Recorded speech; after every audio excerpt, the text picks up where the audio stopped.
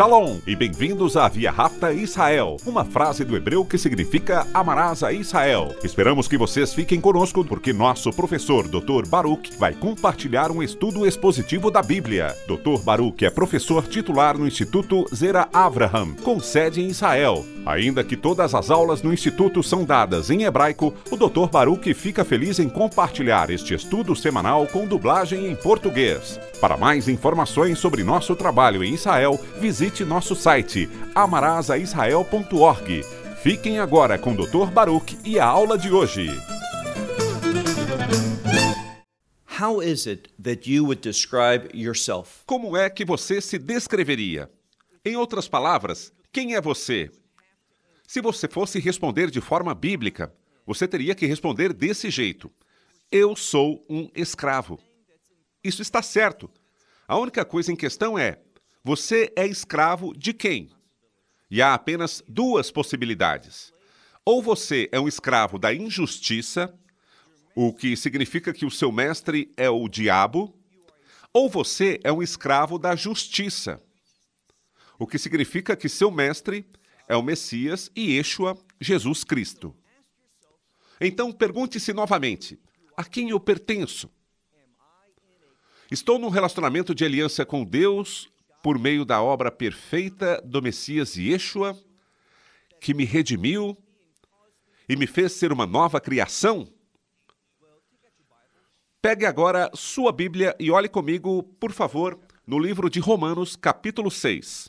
Repetindo, livro de Romanos, capítulo 6. Nós vemos que Paulo começa onde paramos na semana passada, no versículo 12, quando ele diz: portanto. Agora temos que nos perguntar, o que ele acabou de dizer? No versículo anterior, ele revelou que para quem está no relacionamento de aliança, ou seja, um seguidor, um discípulo, uma pessoa que acredita no Evangelho, ele nos diz como ordem assim: considerem-se mortos para o pecado, mas vivos no Messias e Yeshua, e por meio do Messias e Yeshua, pelo qual ele agora se torna o mestre de sua vida.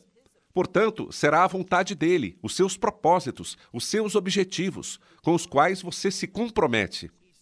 Então, por causa dessa nova condição, ele diz no versículo 12, vamos ler de novo: portanto, não deixe que o pecado governe.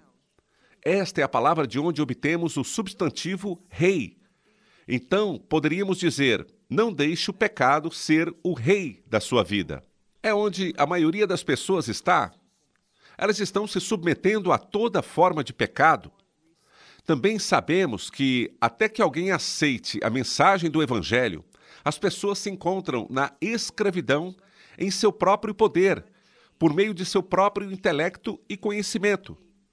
Elas não podem mudar essa situação. Elas serão servas e escravas da injustiça, sendo seu mestre o diabo até que elas morram. Depois, elas receberão o castigo eterno dessa escravidão. Mas nós, pela graça de Deus, por meio da fé, por causa do que Yeshua fez em nosso nome, pois ele enfrentou a cruz, ele deu sua vida, ele derramou seu sangue, o seu sangue precioso. Por meio de seu sangue, nós experimentamos a redenção eterna, o que significa que nos tornamos um bem eterno. Deus seja louvado por isso, um bem eterno do Senhor Messias. Ao termos um relacionamento eterno com Deus Pai e a certeza da promessa de uma esperança incontestável de estar no reino de Deus, tudo isso acontece simplesmente porque nós recebemos gratuitamente este dom de Deus pela fé. Mas foi Ele quem fez tudo. Nós somos simplesmente os recipientes. Mas quando aceitamos isso, tudo é diferente, tudo se torna novo, ou seja, está relacionado ao reino. Então, ele diz no versículo 12, portanto, não permitam que o pecado governe seus corpos mortos, fazendo que, pela obediência. O que ele quer dizer aqui é isso: não deixem que o pecado, que está ligado à morte, governe, reine, seja o senhorio sobre suas vidas, fazendo-os obedecerem. E veja quais são as consequências. Ele diz aqui, fazendo-os obedecerem, ou seja, obedecerem aos seus desejos pecaminosos. Não é isso o que faz um filho de Deus. Não é essa a experiência de um verdadeiro crente. Nós não temos uma conexão com o pecado. Ao invés, fomos libertos do pecado. E vemos que uma palavra muito importante é liberdade. Liberdade, na linguagem bíblica, fala de uma nova autoridade que nos é dada, por meio da qual descobrimos que fomos libertos dessa escravidão do pecado para que nos tornemos. Preste atenção, por isso é maravilhoso, que nos tornemos um escravo da justiça. Veja agora o versículo 13, onde Paulo diz, e não entreguem. Essa palavra significa oferecer. Em seu significado mais natural, significa apresentar algo. Então, nós vamos traduzir assim, e não apresentem seus membros. Ele está falando sobre os membros de seu corpo, os seus órgãos, o seu próprio ser. Ele diz, não apresentem seus membros. E preste atenção na próxima palavra. Literalmente, essa palavra significa armas. E o que ela nos quer dizer? Paulo aqui vai usar a linguagem que nos ensina que estamos numa batalha espiritual. Deixe-me falar isso de outra forma. Nós estamos em plena guerra. Agora, muitas Bíblias traduzem essa palavra simplesmente com o termo instrumentos, mas não são instrumentos no sentido normal, como algum tipo de aparelho ou algo semelhante. Especificamente, é uma arma de guerra. Então ele nos ordena aqui, olhe novamente no versículo 13, e não apresentem seus membros armas da injustiça para o pecado. Aqui então vemos essa ligação entre injustiça e pecado, que no final levam a um único destino, que é a morte eterna, que está relacionada às consequências eternas do pecado, o que significa condenação eterna. Depois ele diz, veja a segunda parte do versículo 13, mas, e essa pequena palavra indica uma ideia contrária ao que estava sendo falado, ou seja, de outra forma nós podemos dizer, apresentem-se a Deus. Agora lembrem-se de que ele está falando aqui para os crentes, aqueles que fazem parte desta congregação em Roma. É uma congregação de seguidores do Messias que receberam essa mensagem do Evangelho. Portanto, ele diz, mas vocês são diferentes. Vocês não são mais escravos do pecado. Vocês não estão mais ligados ao diabo. Não devem mais obedecê-lo. Ao invés, ele diz no versículo 13, na segunda parte, apresentem-se a Deus como vindos da morte. O que significa que aquela foi a sua antiga condição. Vocês estavam mortos espiritualmente. Paulo vai aqui fazer uma comparação nessa passagem com a morte. A humanidade hoje pode até dizer, eu estou vivo, porém, espiritualmente você está morto. E seu comportamento dá testemunho da morte, porque está alicerçado no pecado. Então você diz, mas eu não estou servindo ao pecado, estou apenas cuidando dos meus negócios. Não está regenerado, ou seja, se você não experimentar a graça de Deus, o seu negócio será um negócio pecaminoso. O seu caráter será, aos olhos de Deus, injusto. Portanto, nós precisamos desta transformação, dessa mudança, que só vem quando aceitamos o Evangelho.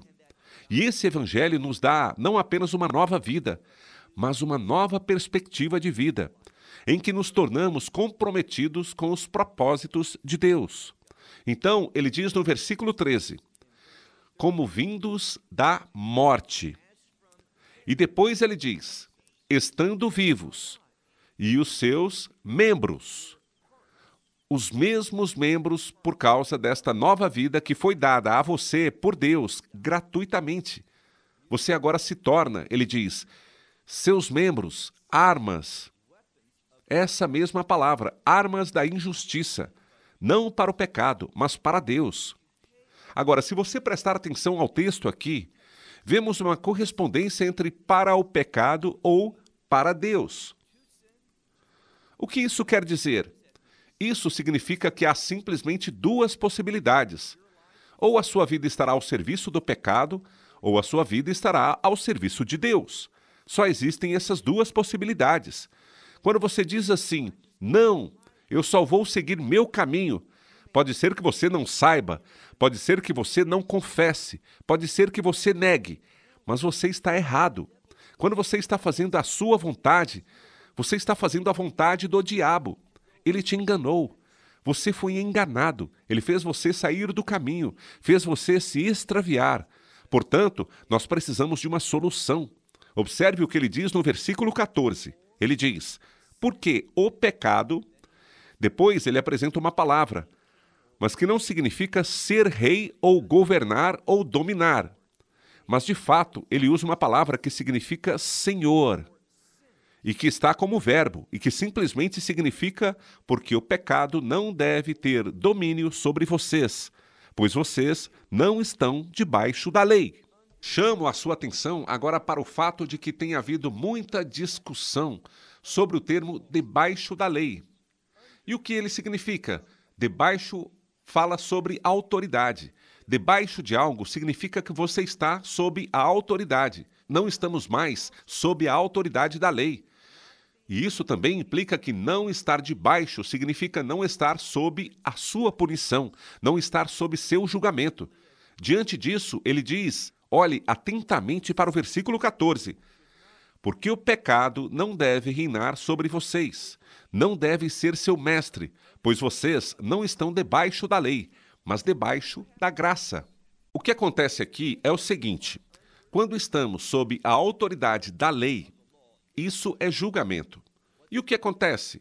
Bem, ele já nos disse, quando ouvimos, essas não são nossas paixões, a nossa natureza carnal diz, sim, elas são, porque nossa natureza, em sua condição natural, é o rebelde. Portanto, quando Deus diz, você deve fazer isso, nós dizemos, não, não faremos.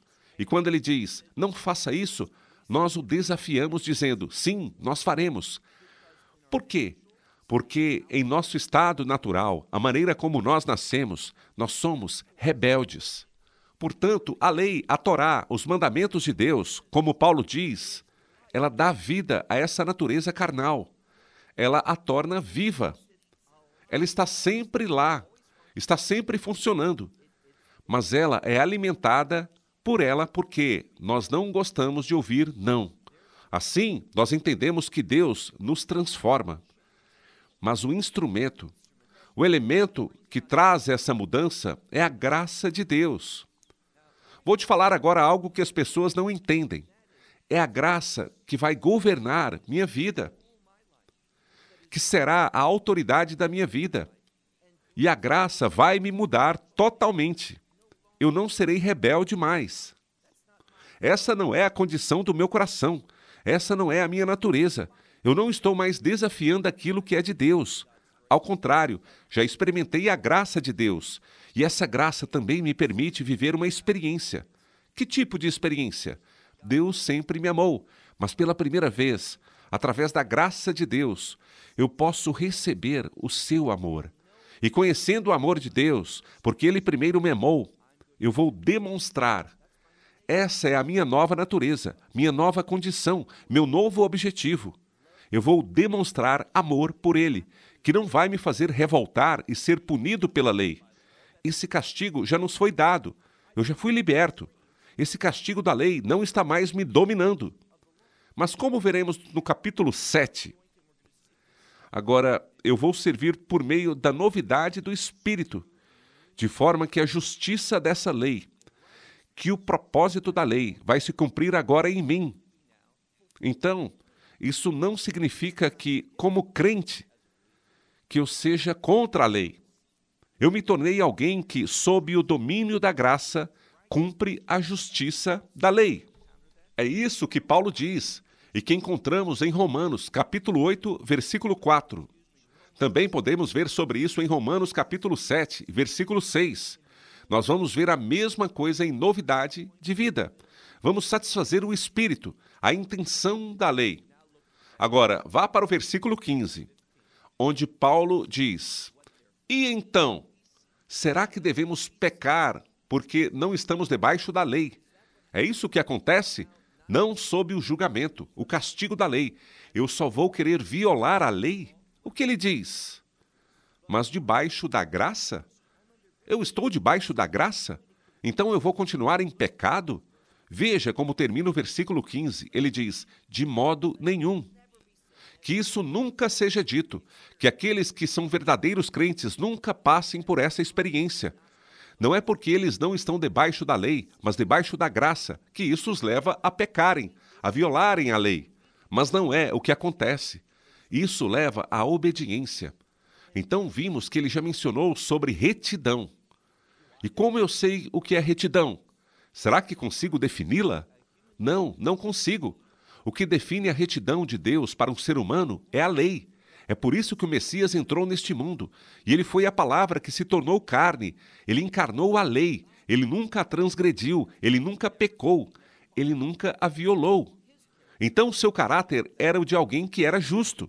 E agora, porque o seu Espírito está em mim e me conduz, estou falando do Espírito Santo, eu estou atendendo ao chamado. Eu vou agir assim.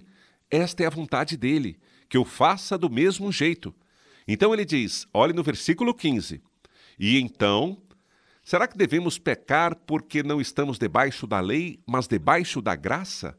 Ele termina dizendo, de modo nenhum. Agora, vamos para o versículo 16. Vocês não sabem a quem quer que seja. Aqui também poderíamos dizer ao que quer que seja, a quem quer que vocês se apresentem, ou seja, a tudo a quem vocês se entregam. Ele continua. Vocês se tornam servos de quem vocês obedecem, o que significa que não importa a que ou a quem vocês se apresentem, vocês vão se tornar escravos. E vocês vão obedecer a essa pessoa ou a essa coisa, não importa o que ou quem seja. Depois ele diz, vocês serão escravos em obediência. Vocês são escravos daqueles ou daquilo a quem vocês obedecem. Continuando, sendo pecado. E o pecado leva a quê? Quando eu sou um servo, um escravo, e eu obedeço ao pecado, se eu pecar, qual é o resultado? A morte. Essa afirmação é algo que vemos repetida várias vezes no texto. Há uma relação própria entre o pecado e a morte. É exatamente isso que ele está dizendo aqui. Quando você se torna um escravo do pecado, a conclusão será o que vem como resultado de se obedecer ao pecado, ou seja, ele leva à morte, a morte eterna. Ou obediência à justiça. Esse é o outro ponto. É também para isso que somos chamados. Dessa forma, a obediência às coisas de Deus conduz à justiça. Versículo 17. Mas a graça de Deus, embora vocês eram, a frase vocês eram está no pretérito imperfeito. Em grego, o pretérito imperfeito indica uma mudança que está próxima, uma transição. E é exatamente isso que veremos nesta passagem. Olhe no versículo 17, onde ele diz, mas a graça de Deus, embora vocês eram escravos do pecado, vocês obedeceram. Que quer dizer, vocês mudaram, houve uma transformação. Vocês eram. Aqui nós vemos uma transição. Embora vocês eram escravos do pecado, vocês obedeceram de coração. É uma nova condição de coração. Vocês obedeceram de coração. A quem? Aquele a quem ele diz, a quem vocês foram entregues. E este é um exemplo, um padrão, uma doutrina. Assim diz Paulo. Vocês foram entregues para se tornarem um padrão. Esta palavra pode significar um exemplo. Você se torna um exemplo vivo. Esta é uma nova condição. Pela salvação, vocês se tornam um novo padrão, um novo exemplo. A próxima palavra que surge é doutrina ou ensino, ou seja, aquilo que a palavra de Deus revela. Nós vemos uma relação específica entre pecado e injustiça. Qual é a solução para o pecado? A redenção. Essa é a única solução para a nossa condição pecaminosa, a redenção. E a redenção leva à justiça. É por isso que ele diz, vocês obedeceram. A quem? Vocês obedeceram ao Evangelho, ou seja, vocês obedeceram ao plano de Deus. Portanto, por causa disso, vocês se tornaram um exemplo do seu ensino. Versículo 18. Eu já disse para você que, nesta passagem, vai ser falado sobre autonomia e liberdade. Nós entendemos que, pelo Evangelho, nós fomos libertos do pecado. Fomos libertos do poder, da escravidão do pecado. Por nós não sermos mais escravos do pecado, nós nos tornamos escravos da justiça. Veja como ele fala sobre isso. E como ele nos mostra sobre isso de maneira muito clara. Versículo 18. E por terem sido libertos, veja que o verbo está na voz passiva. Não foi algo que você tenha feito sozinho. Foi algo que alguém fez para você, por você. Quem fez isso? O Messias, por meio da cruz. E por terem sido libertos do pecado, do poder do pecado, das consequências do pecado, da perspectiva eterna, ele diz, vocês são escravos, vocês se tornaram escravos da justiça.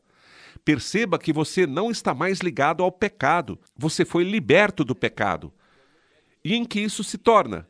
Veja o final do versículo 18, onde ele usa um verbo, cuja origem vem da palavra escravo, que significa, e nós traduzimos assim, você se tornou um escravo para a justiça. Versículo 19, ele diz, em termos humanos. De acordo com o homem, ele diz, eu falo em termos humanos pela fraqueza de sua carne. Há novos crentes, e eles ainda são fracos espiritualmente, porque eles ainda estão muito ligados, por causa de sua falta de conhecimento também das coisas deste mundo. Por isso ele diz, em termos humanos, de acordo com os homens, eu falo por causa da fraqueza de sua carne. Versículo 19, na segunda parte, assim como vocês apresentaram seus membros. Vejam, esta é a terceira vez que ele usa este exemplo. Assim como vocês apresentaram, como vocês ofereceram seus membros. Para quê? Como escravos do pecado e da iniquidade. Esta é a palavra que significa contra a Torá. Iniquidade para. Para onde a iniquidade leva? Ela leva a mais iniquidade. Por isso ele diz, e da iniquidade para a iniquidade. Mas de repente algo muda. Portanto agora, e aqui vemos subentendido a fé, como também de ser uma nova criação. Ele diz, mas agora que você se entrega, que você se apresenta, e seus membros, em outras palavras, o seu corpo, como escravos da justiça para quê? Qual é o objetivo? Para a santificação. E o que é santificação? A santificação vem da palavra santo. Na verdade, a palavra santificação contém a palavra santo. É um processo onde se pode demonstrar a santidade de Deus. Nós sempre precisamos nos lembrar que a santidade está ligada aos propósitos de Deus. Então, o que esta escritura está dizendo é isso. Agora que você se encontra numa nova condição, agora, ofereça seus membros como escravos para a justiça, para a santificação. Versículo 20. Pois quando vocês eram escravos, vemos aqui novamente o uso do pretérito imperfeito em grego, o que significa que se trata de uma mudança que está próxima. Pois quando vocês eram escravos do pecado, qual era a condição? Vocês foram liberados, vocês ficaram livres, vocês não tinham nenhuma conexão com a justiça. Aqui está o problema. Quando você está servindo ao pecado, quando for escravo do pecado, você não tem nenhuma ligação, você se separa, você se liberta da retidão. Portanto, que aqui ele quer que nos lembremos agora de nossas experiências passadas. Portanto, que fruto vocês colheram então das coisas das quais agora vocês se envergonham?